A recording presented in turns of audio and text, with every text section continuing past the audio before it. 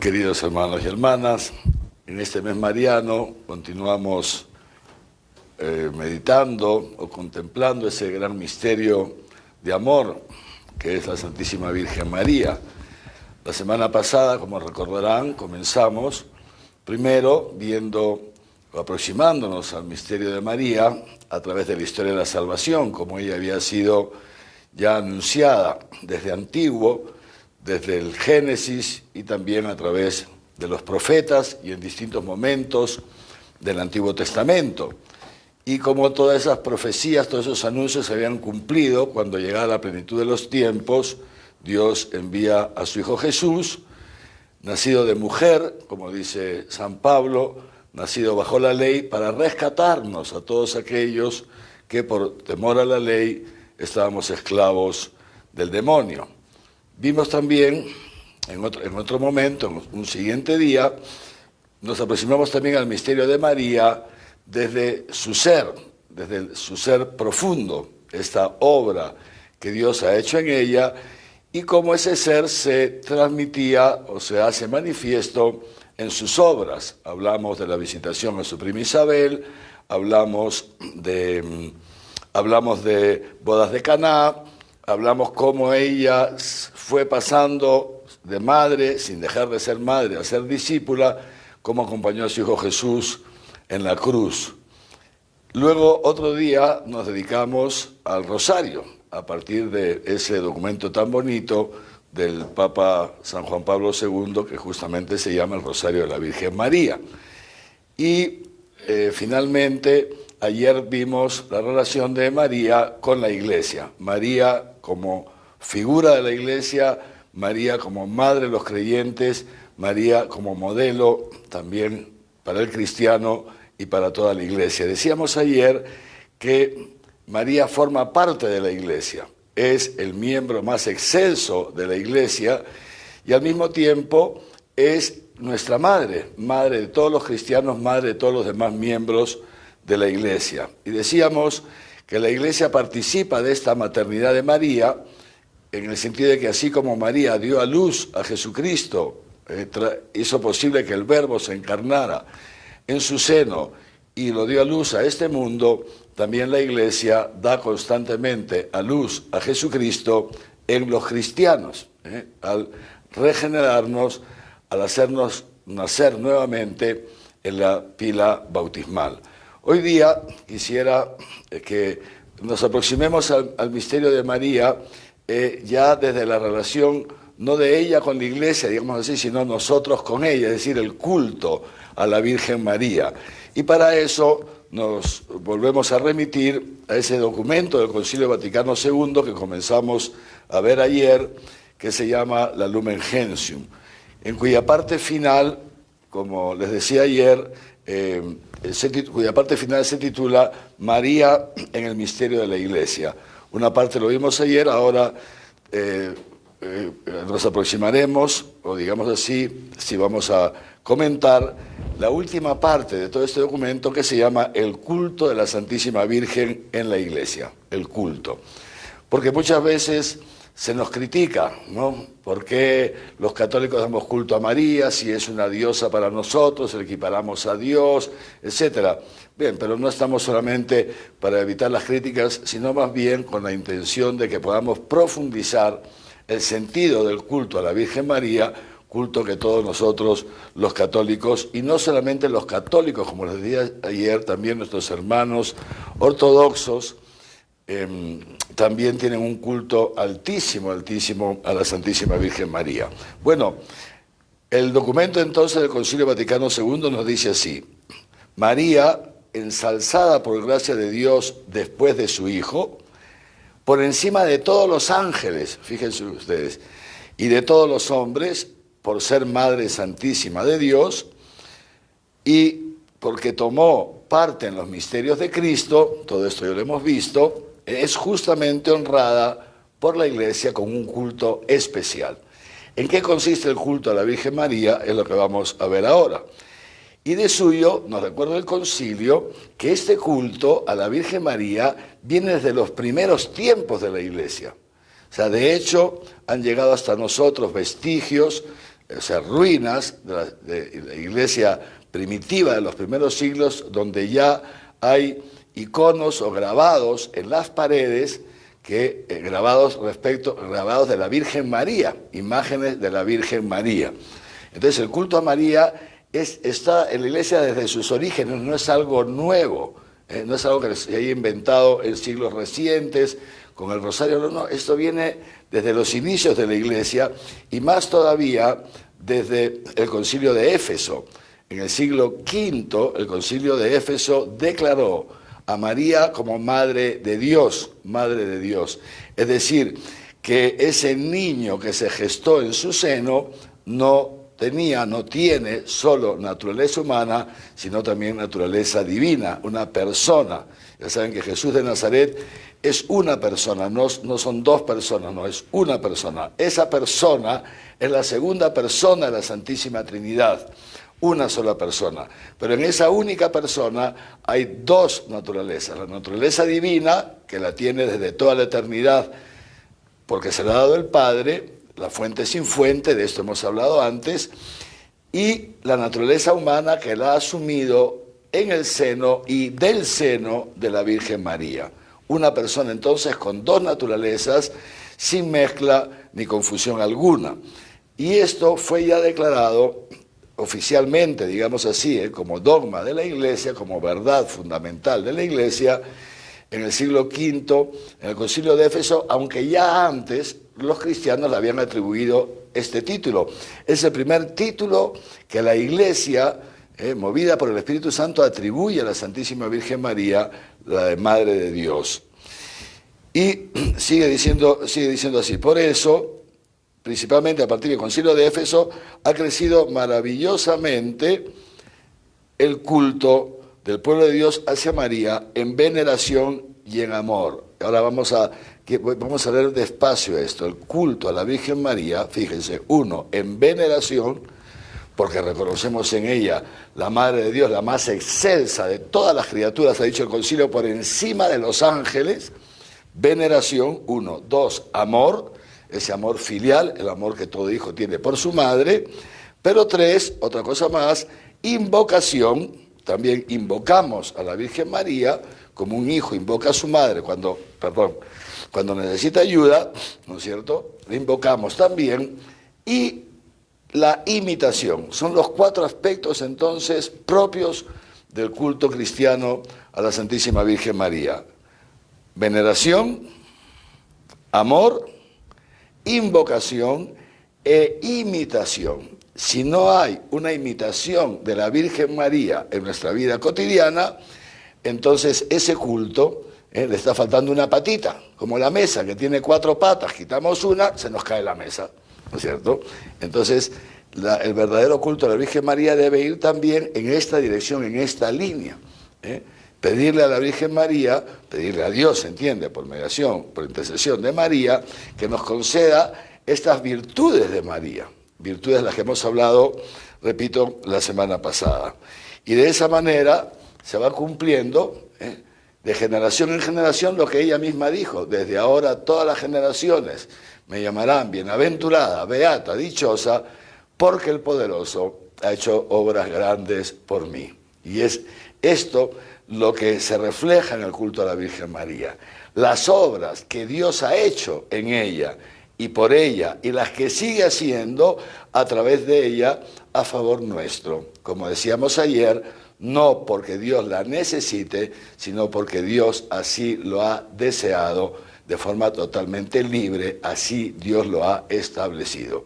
No por necesidad entonces, esta frase acuérdense siempre, sino por una liberalidad del designio amoroso de Dios.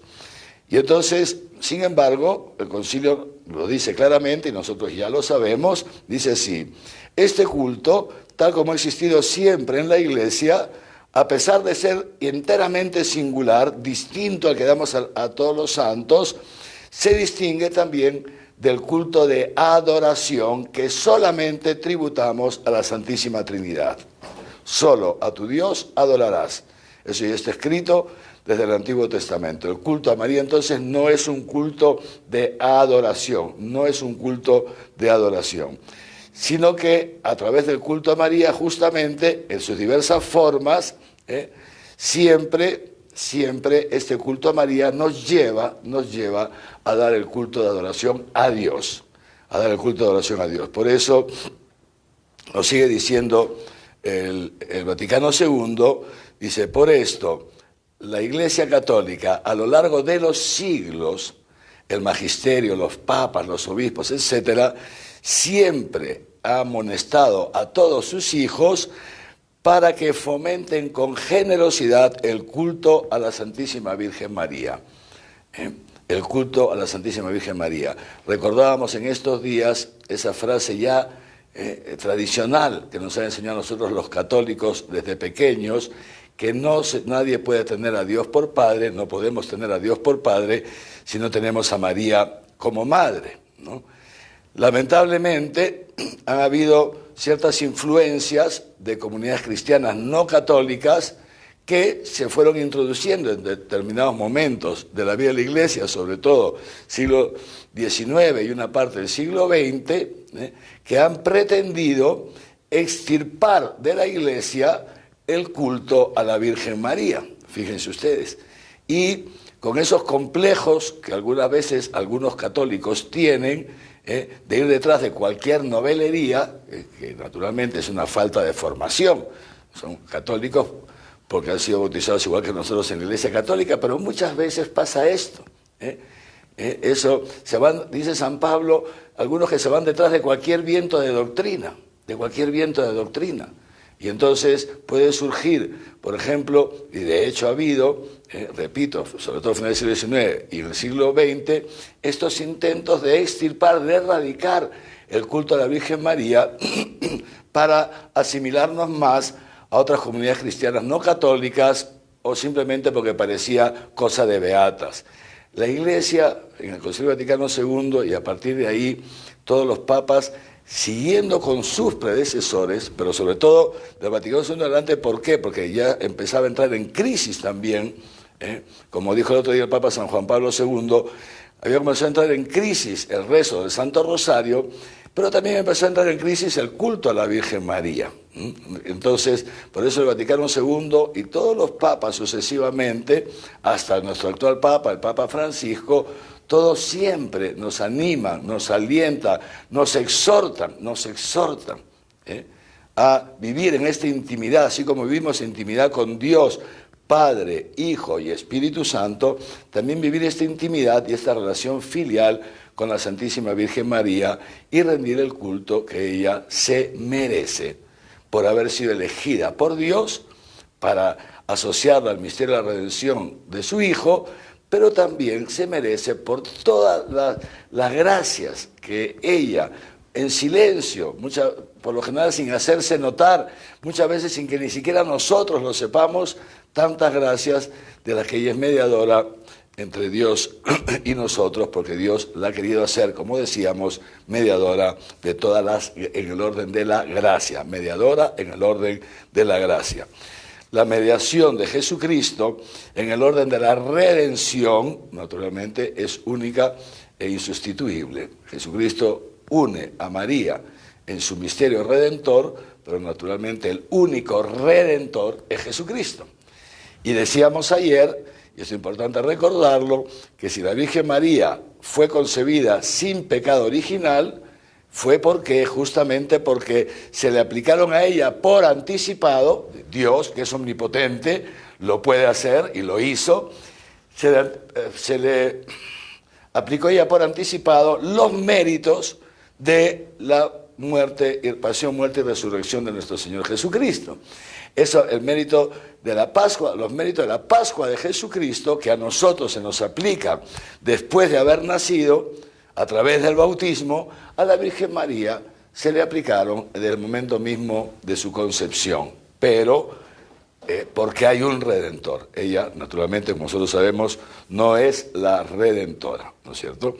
Muy bien, entonces dice, y sigue diciendo eso, por eso la Iglesia exhorta a sus hijos, y yo también quiero exhortarlos a ustedes, porque es posible que algunos de ustedes, sin darse cuenta, hayan ido dejando de lado este culto a la Virgen, se ha ido enfriando en ustedes esta relación de amor, que el culto en la iglesia no es una cuestión de normas, normas frías, no es una cuestión de exigencia.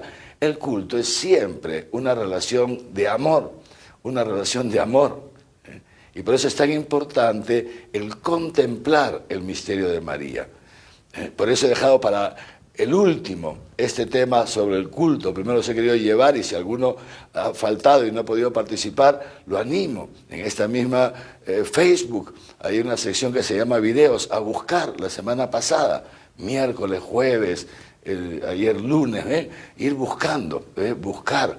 Y como hemos ido hablando de la Virgen María, y escucharlo otra vez con detenimiento y leer los documentos que les he recomendado y rezar y pedirle al Señor que ilumine nuestro entendimiento y que inflame nuestro corazón para en amor a nuestra Madre. Entonces, el culto a la Virgen María, que recomienda el Concilio Vaticano II, dice sobre todo el culto litúrgico, sobre todo el culto litúrgico, y que estimen a los católicos, que estimen en mucho las prácticas y ejercicios de piedad hacia ella recomendados por el Magisterio en el curso de los siglos. Es decir, el culto a la Virgen María a través de la liturgia. Fíjense que en la Iglesia Latina tenemos en torno a 50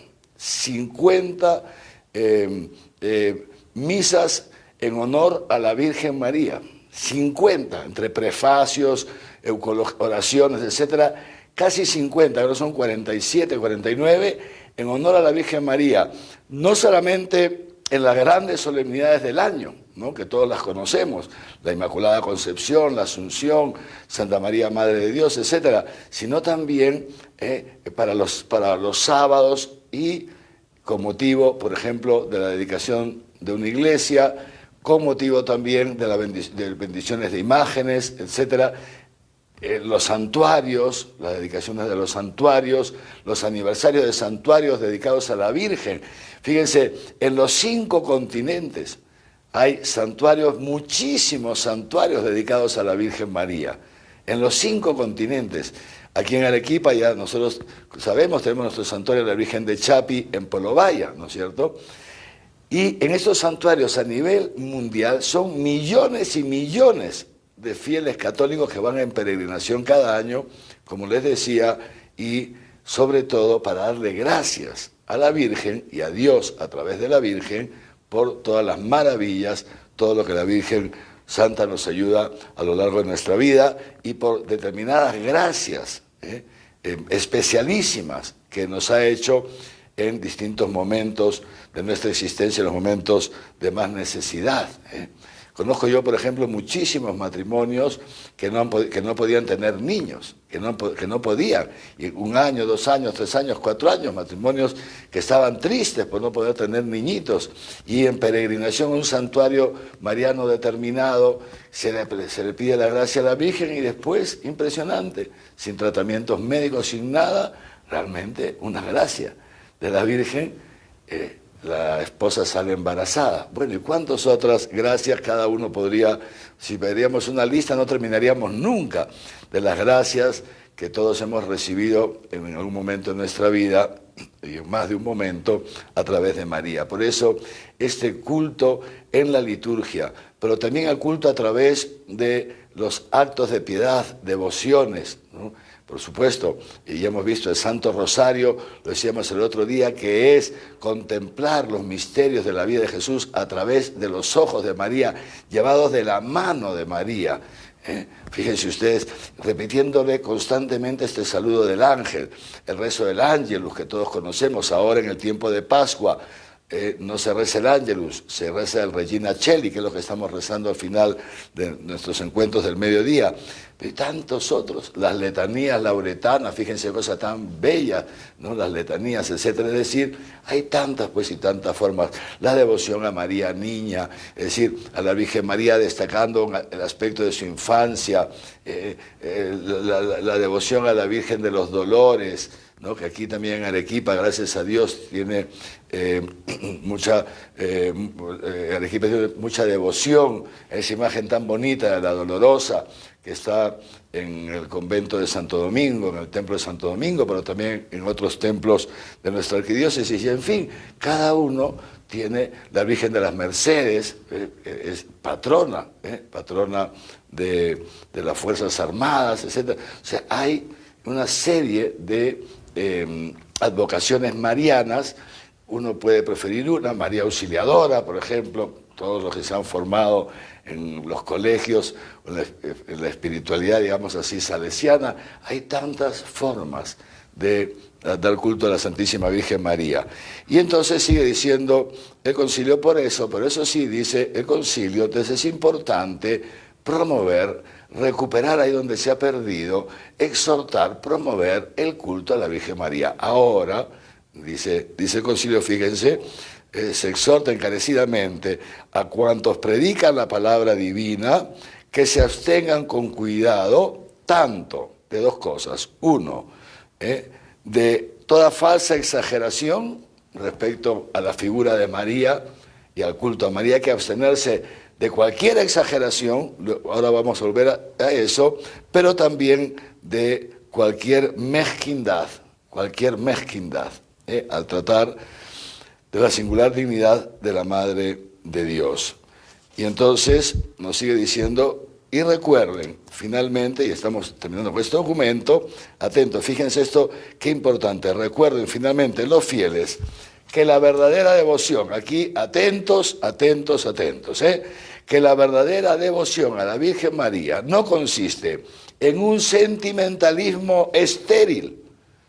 No es una cuestión de mero sentimiento, esto lo hemos dicho varias veces, porque algunas veces nos gana el sentimentalismo estéril, fíjense, un sentimentalismo estéril y transitorio, porque los sentimientos van y vienen, ni en una vana credulidad, ni en una vana credulidad, sino que el culto a la Virgen María procede de la fe auténtica, que nos induce a reconocer la excelencia de la Madre de Dios y nos impulsa a un amor filial hacia ella y a la imitación de sus virtudes.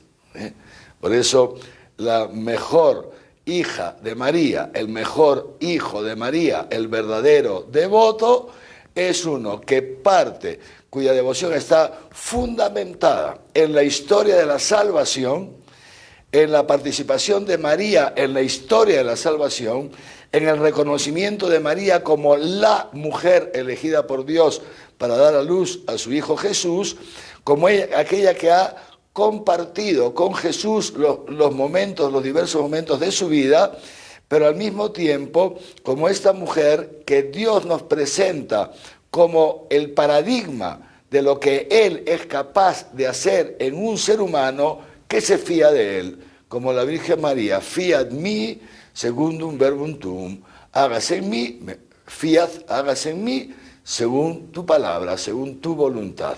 La verdadera devoción a María siempre nos ha de llevar entonces ¿a qué? A hacer la voluntad de Dios. Como María, negándose a sí misma, poniéndose al servicio de Isabel, su prima necesitada, o sea, poniéndose al servicio de los necesitados, suscitando la esperanza en los discípulos, suscitando la esperanza en el hogar, sirviendo a todos en el hogar, sea mujer u hombre, el servicio, mujer de fe, mujer de esperanza, mujer de caridad. He aquí la verdadera devoción, el verdadero culto a la Virgen María. Si el culto a la Virgen María, el culto que nosotros consideramos que estamos dando, que cada uno considera que está dando a la Virgen María, no comienza poquito a poquito a dar este fruto, entonces hay que decir, cuidado, aquí algo me está fallando. Aquí algo me está fallando. No vaya a ser que esté transformando el medio en un fin, uno. No vaya a ser que sea un devocionismo sentimentalón que no vaya de la mano con un verdadero amor a la Virgen y este deseo de que la Virgen como mediadora y Dios a través de ella me concede esta gracia de ser santo, santa como ella, aproximarme a sus virtudes, etcétera, no vaya a ser que algo nos esté fallando y que al final sea un culto estéril que no nos sirva para nada y que en el fondo nos introduzca en una mentira. Nos hagamos una fantasía, y la fantasía significa ¿qué cosa? Algo que no es real. Nos metamos en una fantasía y al final de los tiempos nos pegaremos el susto. Y ya lamentablemente no se podrá volver atrás. Nos pegaremos el susto porque nos creímos muy devotos, pero al final el Señor nos pondrá ante la verdad. Lo tuyo no fue devoción, fue un mero devocionismo que no vino acompañado de un cambio de actitud, y lo que significa que tu oración no atravesaba el techo, porque si atraviesa el techo la Virgen te da la gracia, y esa gracia, si la has pedido de verdad, entonces significa que en la medida en que la recibes vas respondiendo con tu libertad, en esa negación de ti mismo, en ese negarse a sí mismo, en ese tomar nuestra cruz, en ese combatir contra nuestra concupiscencia, contra nuestro deseo de ser el centro de todos, etcétera, etcétera, contra, cada uno sabe, ¿entienden? Contra tal pecado, tal otro, para que poquito a poquito se vayan reproduciendo en nosotros las virtudes de la Virgen María. Y esto, queridos hermanos y hermanas, funciona. Estoy seguro que muchos de ustedes, perdonen si insisto tanto, y ustedes dirán, Señor, ya todo esto lo sé, sí, vamos a pensar en algunos hermanos que tal vez nos están acompañando y no lo saben, o en otros que tal vez saben unas cosas sí y otras cosas no. Pero cualquiera que sea un verdadero devoto de la Virgen María, estoy seguro que podría pararse aquí, en lugar mío, y dar testimonio. ¿Cómo es verdad que esto funciona? ¿Cómo es verdad que el rezo del Santo Rosario? ¿Cómo es verdad que las 3 Aves Marías nos ayudan a vivir en la pureza? ¿Cuántos de nosotros, queridos hermanos, hemos encontrado en las 3 Aves Marías esa ayuda inigualable, para vivir en la pureza, para no dejarnos pensar por la lujuria, etcétera, etcétera? El rezo, el canto del Magnificat junto con María, que todos los cristianos estamos llamados a cantar al final de la tarde, al rezar las vísperas, y junto con María proclamar las grandezas del Señor. Y todo eso que va dando fruto en nosotros cuando somos humildes, cuando somos pequeños, cuando nos ponemos de rodillas y le pedimos al Señor y le pedimos a la Virgen que transforme este corazón de piedra en un corazón de carne, que nos ponga un centinela en los labios para que no estemos siempre, como dice el Papa, chismeando, chismorreando, etcétera, etcétera. ¿Cuántos testimonios podríamos dar cualquiera de nosotros de tantas gracias que Dios nos ha concedido por mediación de la Santísima Virgen María?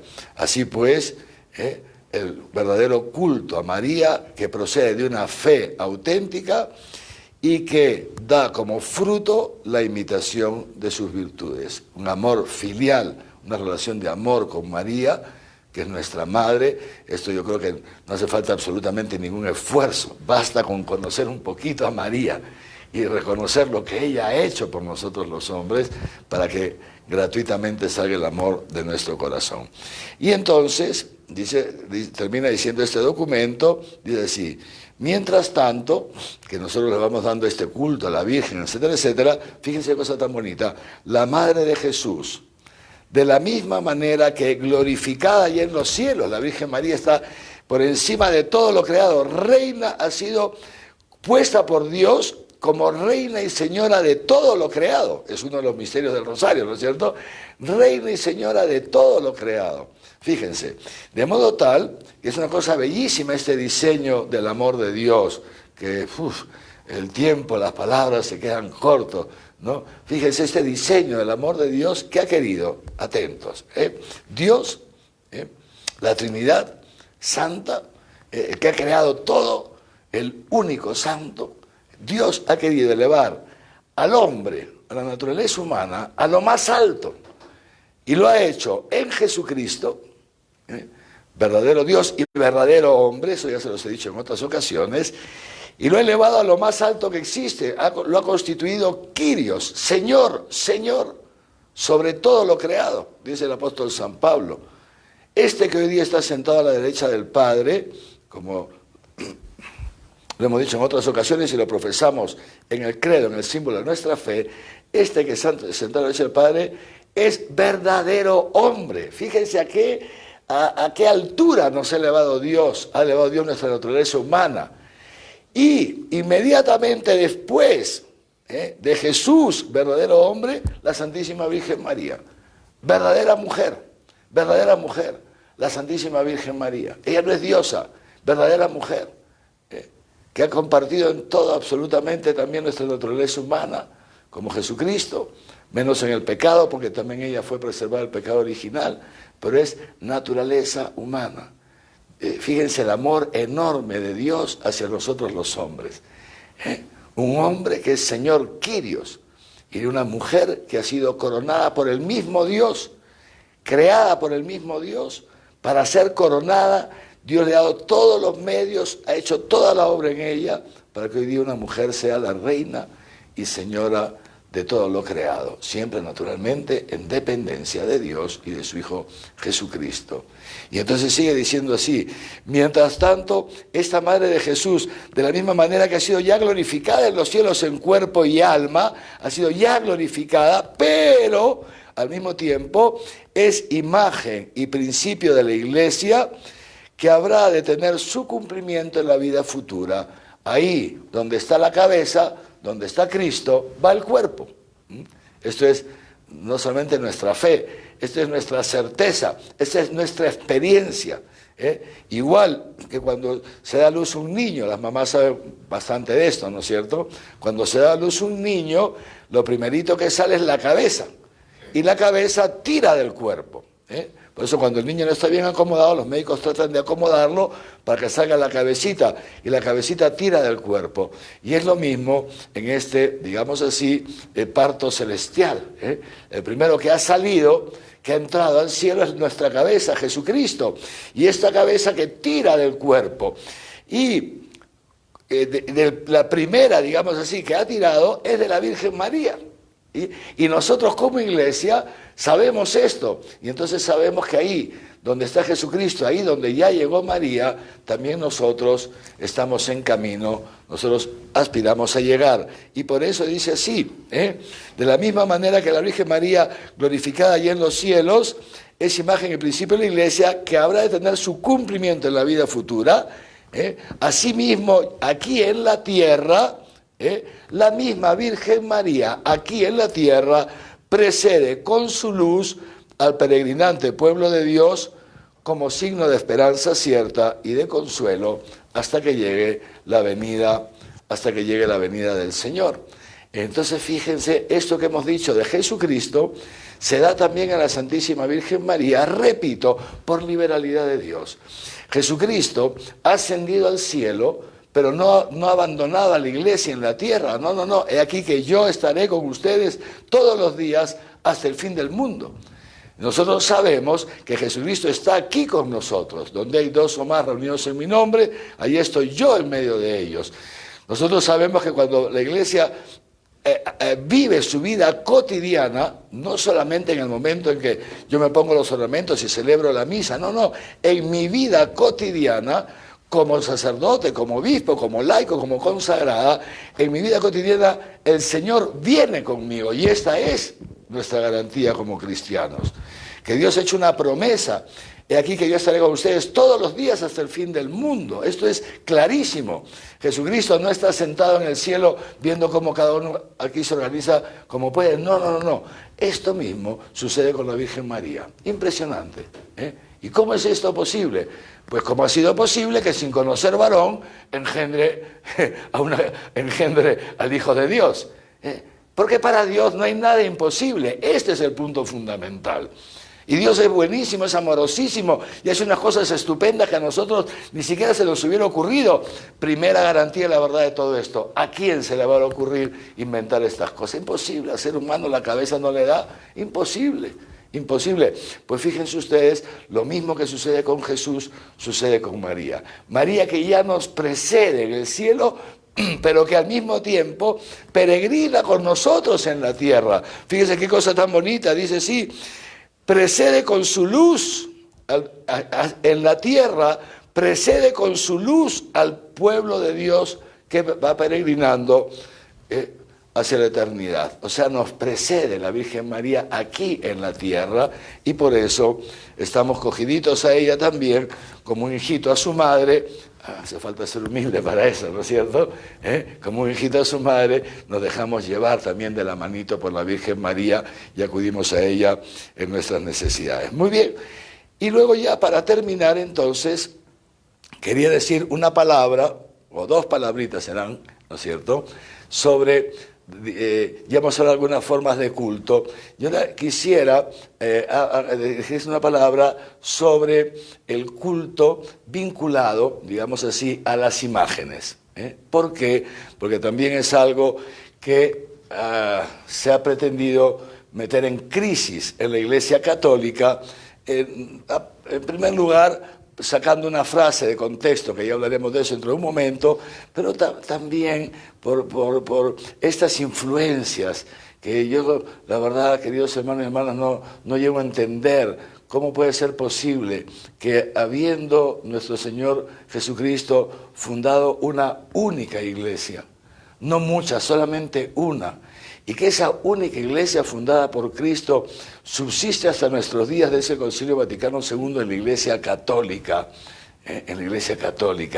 y que ciertamente hay otras comunidades cristianas que no son católicas, en las cuales hay algunos elementos, más o menos elementos, que siempre desde los inicios fueron parte de la Iglesia Católica, pero que hermanos nuestros que por razones históricas, que hoy día sería largo explicar, han ido saliendo, y al salir estas comunidades se han llevado con ellos algunos de los elementos que Jesús ha dado a la Iglesia Católica.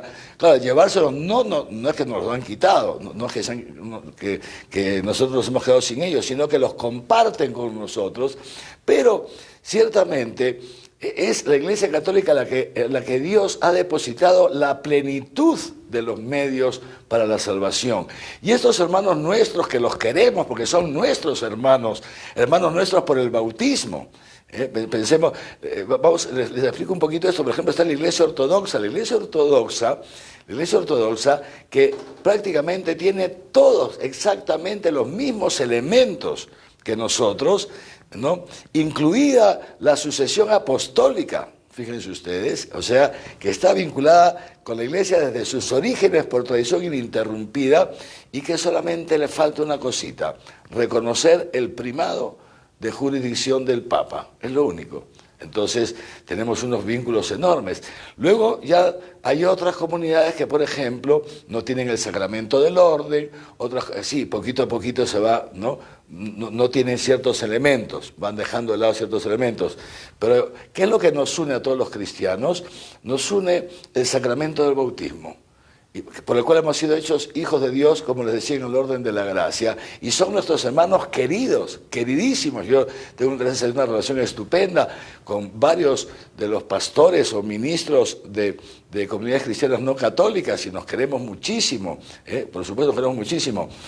Pero resulta que hay, ya no hablo aquí del caso de Arequipa, estoy hablando a nivel mundial, atentos, pero resulta que hay algunas de estas comunidades que no han entendido, por ejemplo, el sentido de las imágenes en la iglesia, en el culto católico. No lo han entendido. Por no hablar de otras religiones no católicas, ¿no es cierto? Eso es otra cosa, que peor todavía, ¿no es cierto? Claro, si no entienden, pues ¿qué vamos a hacer? No entienden, no estamos culpando a nadie, estamos hablando de hechos concretos. Entonces, pero lo que yo no llego a entender, ¿saben qué es? Que teniendo nosotros todas estas gracias de Dios, algunas veces, en distintas partes del mundo, y puede haberse dado también, de hecho se ha dado, y en algún caso se da todavía, católicos medio acomplejados, que se acomplejen, porque como los otros no tienen imagen, nosotros tampoco vamos a tener imagen. Es absurdo, lo que tenemos que hacer es decir, bueno, cuestionarnos, ¿y por qué? ¿Cuál es el sentido de las imágenes en la Iglesia Católica?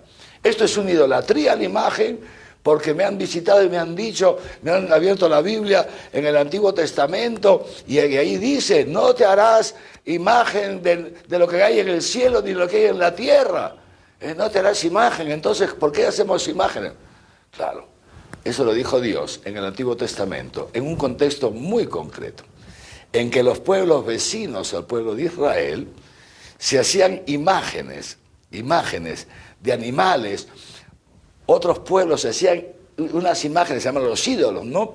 Unas imágenes que les daban media forma de hombres, media forma de animales, imágenes rarísimas, y les atribuían a la imagen la divinidad. Y esto es el pecado que comete Israel. Fíjense ustedes, Israel, como todos nosotros sabemos, cuando Moisés sube al Sinaí para que Dios selle con él esta alianza con su pueblo a través del Decálogo, en la que nosotros conocemos con el nombre de tablas de la ley, ¿no es cierto? Moisés dice, el libro del Éxodo, que se demoraba en bajar. Claro, porque estaba estupendamente bien arriba con Dios, no pues estupenda. Y entonces los israelitas pensaron que ya Moisés nunca más iba a bajar, ¿no? ¿Y qué hace Aarón y compañía? Se hacen un becerro de oro. Lean lo que dice el libro del Éxodo. Entonces juntan, tontos pobrecidos, ¿no?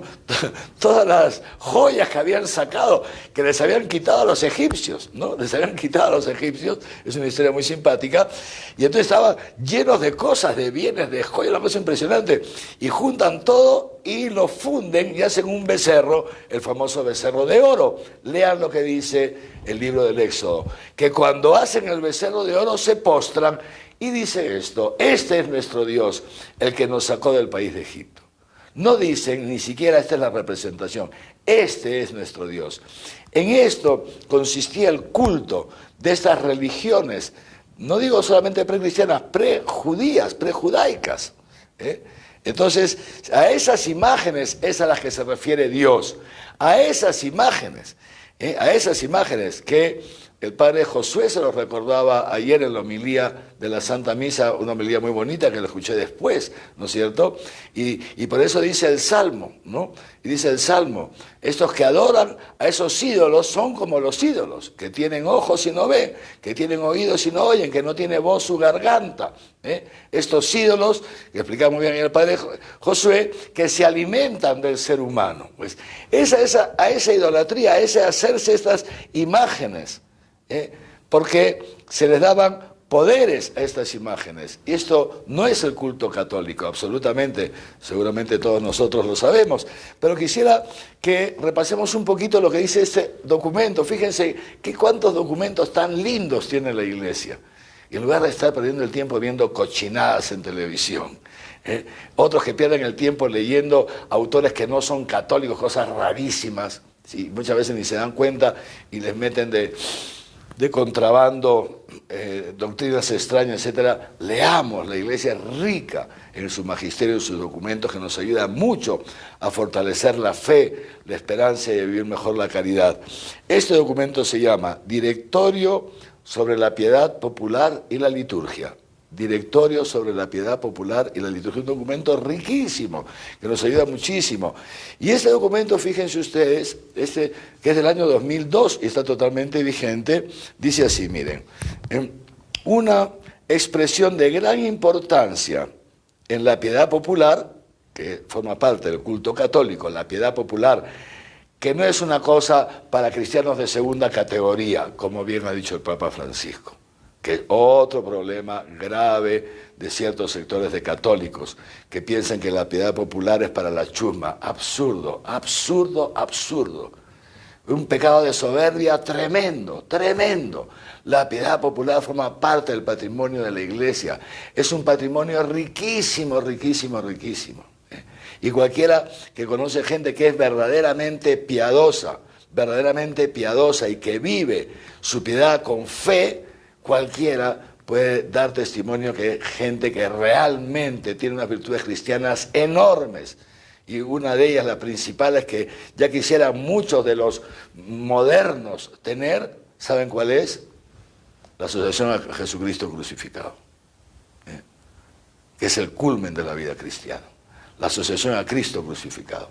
El saber lo que dice San Pablo, vivir crucificados con Cristo, sin murmurar, sin bajarse de la cruz, sin culpar a los demás. Es una cosa impresionante. los frutos que puede dar la piedad popular, naturalmente cuando se lleva bien, como cualquiera de nosotros, si pertenece a un carisma, si lo lleva bien también da frutos, puede pertenecer y no llevarlo bien, naturalmente tampoco dará frutos. Entonces fíjense lo que dice este documento, una expresión de gran importancia en el ámbito de la piedad popular es el uso de las imágenes sagradas que, según los cánones de la cultura, etcétera, etcétera, ayudan a los fieles a colocarse delante de los misterios de la fe cristiana.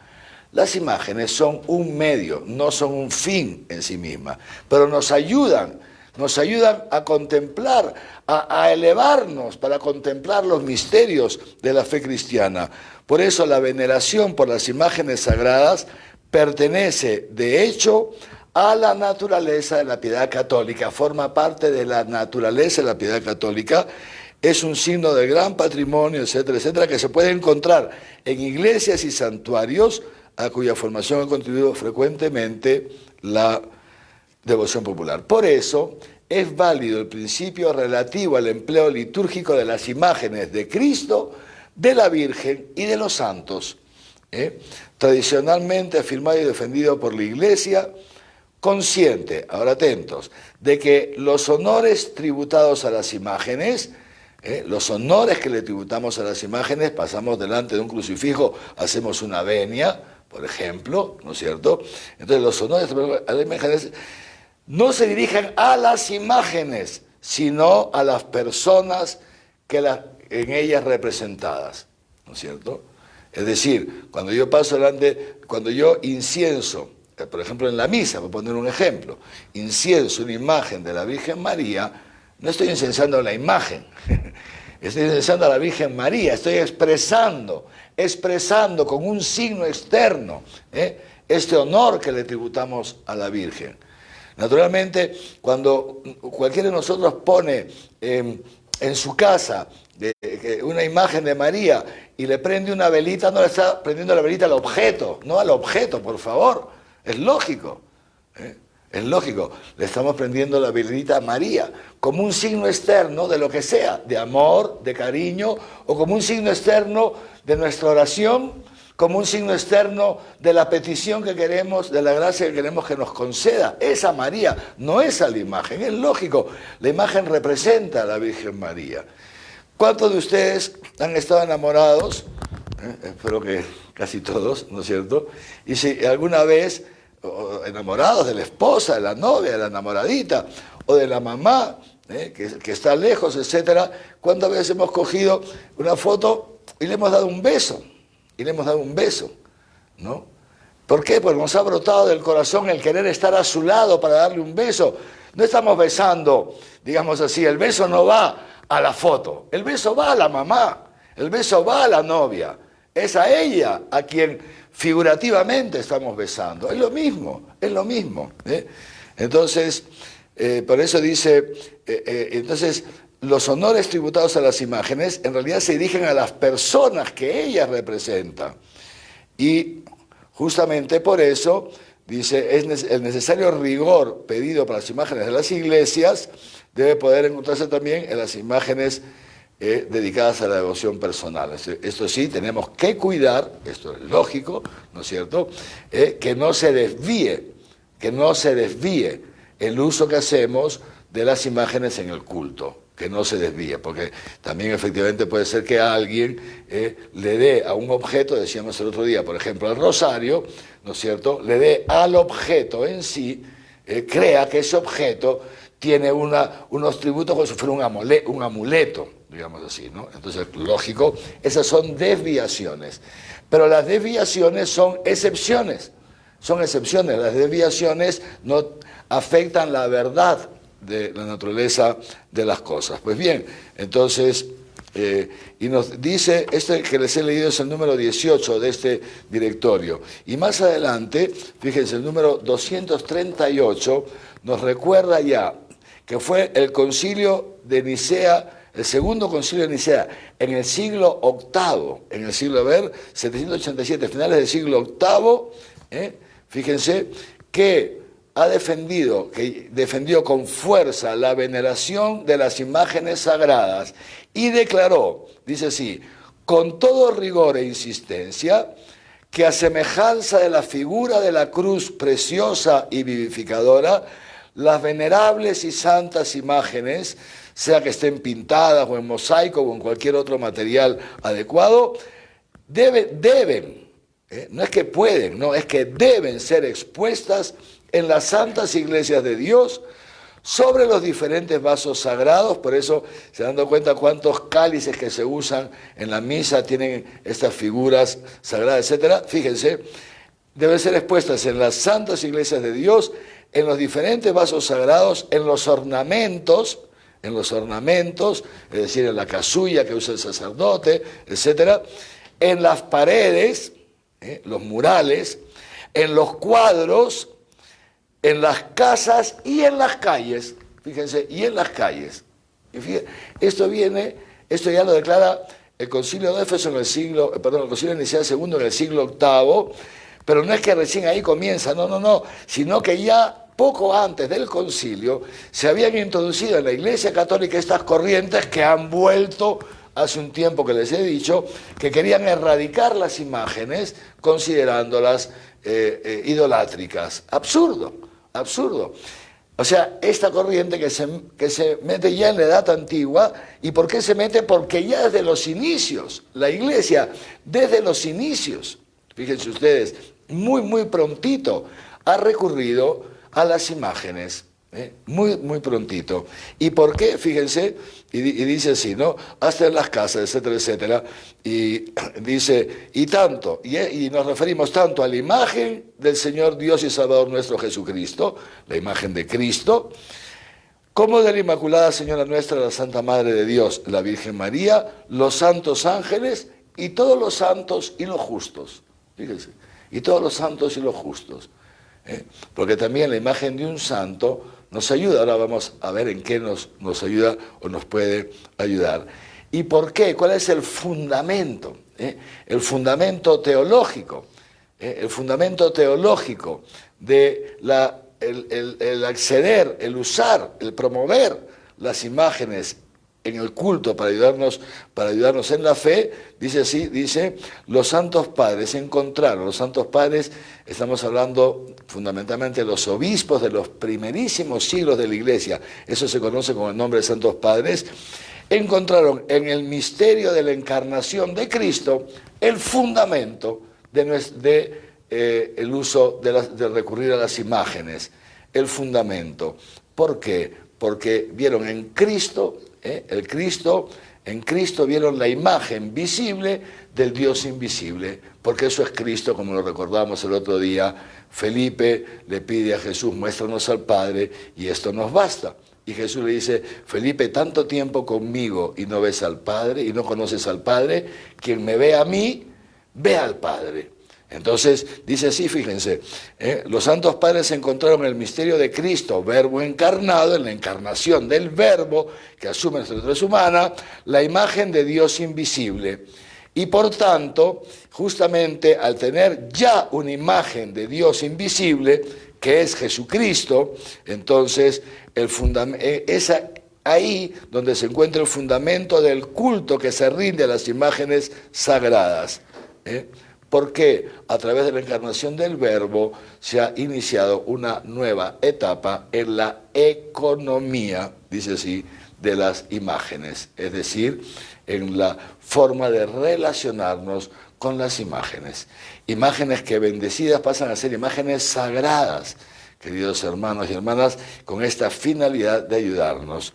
Muy bien, entonces sigue diciendo, la veneración de las imágenes, lo mismo, sean pinturas, esculturas, etcétera, etcétera, además de ser un hecho litúrgico significativo, constituyen un elemento relevante de la piedad popular, porque los fieles rezan ante ellas, tanto en las iglesias como en sus hogares. Yo espero que ustedes recen ante las imágenes en sus hogares, ¿no es cierto?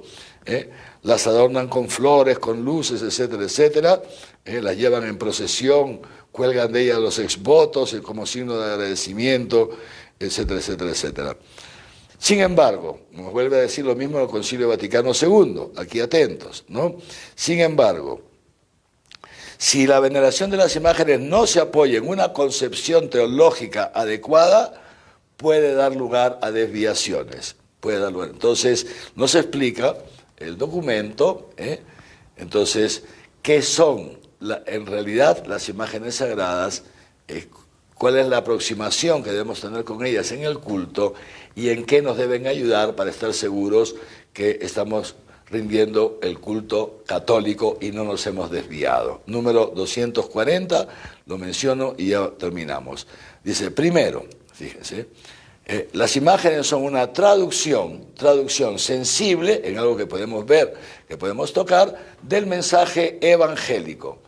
En el cual, esto lo hemos dicho otras veces, la imagen y la palabra en forma conjunta se iluminan mutuamente. No entramos en detalles, que tal vez sea un poquito complicadito explicarlo. Pero ¿qué es? La imagen es una traducción sensible del mensaje evangélico. Segundo, ¿qué son las imágenes? Signos santos, que como todos los signos litúrgicos, los signos de la liturgia, tienen a Cristo como último referente. Incluso las imágenes de los santos representan a Cristo que es glorificado en ellos. O sea, incluso cuando yo la imagen de un santo no me quedo, por supuesto no me quedo en el objeto absurdo, ni solamente me quedo en el santo, sino que voy más allá, en la obra que Dios ha hecho en ese hombre, en esa mujer. Tercero, memoria de los hermanos, de nuestros hermanos santos, que continúan participando en la historia de la salvación del mundo. Esos hermanos nuestros que ya llegaron al cielo. Por supuesto, la primerísima, la Virgen María, Santa Virgen María, pero también están cuántos santos, cada uno tiene sus propias devociones. Si San Juan Bosco, si San Ignacio Loyola, cada uno San Expósito, cada uno tiene sus santos, ¿no es cierto? Entonces, estas imágenes nos ayudan a recordar estos hermanos, a hacer memoria de los hermanos, como cuando yo tengo en mi casa una foto del Papa Benedicto XVI, o del Papa Francisco, o del Papa San Juan Pablo II, que son 3 fotos que tengo aquí en la casa, naturalmente es una memoria para mí de los encuentros que he tenido con estos papas tan buenos y tan santos, y tengo las 3, es una memoria. Y tengo la foto de mi familia, de mis padres, mis hermanos y yo. Es una memoria, porque mi padre ya se murió, mi madre está en Lima, mi otro hermano, no sé, mi hermana en Inglaterra. Entonces tengo la imagen, ¿no? Y ya me ayuda a hacer memoria de mi familia y a rezar por ellos, etc. O sea, fíjense, memoria de los santos, y más todavía en estos casos de los santos, porque ellos participan en la historia, continúan participando en la historia de la salvación del mundo. Siguiente, las imágenes nos ayudan en la oración. Contemplar la imagen sagrada facilita la súplica y mueve a dar gloria a Dios. Contemplar un Cristo yacente. La Santa Teresa de Jesús, una gran santa, cuenta ella que ya estando en el monasterio, dice ella, llevaba una vida muy relajada, digamos así, relajada en cuanto a la vida monacal, no que era una, ¿me entienden, no? ¿Y qué fue lo que a ella la impactó? Y lo cuenta ella, muy bonita la vida de Santa Teresa de Ávila, ¿no? ¿Qué fue lo que le impactó un día que salía de la capilla y que se encontró con una imagen que había estado ahí siempre? La imagen del Ecce Homo, es decir, esa imagen de Jesús, lea el capítulo 9 de la vida de Santa Teresa, esa imagen de Jesús cuando Pilato, después de que Jesús había pasado toda esa noche en oración, estaba todo ensangrentado, había sido escupido, flagelado, lo coronan de espinas, todo sangrante, y Pilato lo presenta y dice, Ecce Homo, he aquí el hombre. Una reproducción de ese momento de la vida de Jesús en una imagen, fue lo que hizo que esta mujer que salía distraída en sus cosas, ella misma dice, una vida relajada para lo que debía ser un monasterio, y de repente esta imagen le toca, en lo profundo del ser, lo que la imagen representa naturalmente. Le toca ese momento, ese misterio de amor de Dios, y se transformó en una gran santa, una de las grandes doctoras de la Iglesia, una de las santas más gigantes que ha existido en la historia de la Iglesia. ¿Ve? Ayuda, la contemplación de la imagen no se eleva, no se eleva, y nos mueve a la súplica. O sea, quiero ser santo, quiero, ante este amor que tú me manifiestas, ver unas imágenes de Jesucristo crucificado, es impresionante. Dice San Agustín, ¿qué corazón puede haber tan duro que no se conmueva al contemplar una imagen de Jesucristo crucificado? O sea, qué corazón tan duro, ¿ve? Cómo las imágenes nos ayudan, ¿eh? Y entonces, claro, surge de nosotros la oración, la súplica, la humildad, la humillación. Señor, ayúdame, que tan bueno que eres tú, este santo tan bueno, la Virgen María tan linda, y yo un desastre. Ayúdame, ¿eh? Las imágenes nos mueven el corazón. Y luego, estímulo para su imitación. Nos estimulan también a imitar las virtudes de los santos. Así pues, termina diciendo este documento, bueno, hay otras cosas más, pero ya se los dejo para que ustedes lo lean, ¿no? Dice este número, termina diciendo esto, dice así: por eso es muy importante tener siempre presente que las imágenes no son un fin en sí mismo, sino que hacen relación, nos relacionan, nos trasladan a otra realidad, a esa realidad que está representada en la imagen, pero que naturalmente la imagen no agota, ni siquiera contiene, simplemente representa. Así que, con estas palabras de la Santa Madre Iglesia, fíjense qué buena nuestra Madre la Iglesia, que nos va como una mamita a sus hijitos, nos va transmitiendo la fe, nos va enseñando cosas tan bellas. Yo estoy seguro que en este encuentro de hoy día todos podremos haber encontrado algunas enseñanzas de la Iglesia que nos puedan ayudar a purificar nuestra devoción a María, el culto a las imágenes, el uso correcto de las imágenes, y si alguno las ha dejado de usar, que las recupere, y verán cómo buscan unas imágenes bonitas, porque hay imágenes feas también, la verdad, ¿no? Atentos, ¿no? Cualquier cochinada de imagen no, pues no, porque hay algunos que hacen imágenes feas. No, una imagen que te pueda hablar, no así, sino una imagen que te pueda impactar, me refiero, que te pueda motivar, que te pueda inspirar, ¿no es cierto? Entonces, yo espero que esto les ayude. Las imágenes son de enorme ayuda en nuestra vida de fe, queridos hermanos. No son cosas de beatas, no son cosas del pasado, no. Son patrimonio de la Iglesia, y un patrimonio que todos estamos llamados a aprovechar adecuadamente, y en la medida en que lo hagamos, veremos fortalecida nuestra fe, nos veremos fortalecidos en la esperanza, y se multiplicarán en nosotros los frutos de la caridad y de la santidad de Dios. Así que agradecidos a Dios, que es tan bueno, que fíjense cómo se adecúa a nuestra sensibilidad, a nuestra naturaleza humana, que requiere de objetos sensibles, que requiere de prácticas de piedad, porque esto es lo propio de la naturaleza humana. Dios se adecúa a nosotros, y en función de nuestra naturaleza humana es Él el que ha suscitado todas estas cosas. Es Él el que ha creado a María, es Él que le ha puesto como Reina y Señor de todo lo creado, es Él el que ha inspirado el uso de las imágenes en la fe católica, es Él el que lo ha inspirado. No somos los hombres los que lo hacemos, es Dios el que los ha inspirado. Y ha inspirado a tantísimos artistas que han hecho unas obras bellísimas para transmitirnos distintos momentos o distintos aspectos del mensaje evangélico y de la vida y de la misión de la Iglesia. Por eso, agradecidos a Dios y a la Santísima Virgen María, nuestra mamita de Chapi, terminamos como lo estamos haciendo en estos días de Pascua, dirigiéndonos a ella con este canto, este himno que se llama el Regina Coeli, Reina del Cielo. Alégrate, Reina del Cielo, aleluya, porque aquel a quien mereciste llevar en tu seno, aleluya, ha resucitado, según lo había dicho, aleluya. Ruega al Señor por nosotros, aleluya. Gózate y alégrate, Virgen María, aleluya. Porque verdaderamente ha resucitado el Señor, aleluya.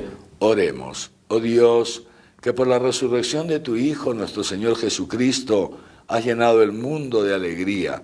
Concédenos por intercesión de su Madre, la Virgen María, llegar a alcanzar los gozos eternos. Por Jesucristo nuestro Señor. Amén. El Señor esté con ustedes. Y con tu espíritu. La bendición de Dios Todopoderoso, Padre, Hijo y Espíritu Santo, descienda sobre ustedes y les acompañe siempre. Amén. En el nombre del Señor, pueden ir en paz. Demos gracias a Dios. Dios mediante, entonces, nos vemos en torno a las 7 p.m. y a las 7 nos vamos juntando para, ya cuando estemos un poquito más juntos, entonces ya comenzamos la Santa Misa. Buenas tardes a todos.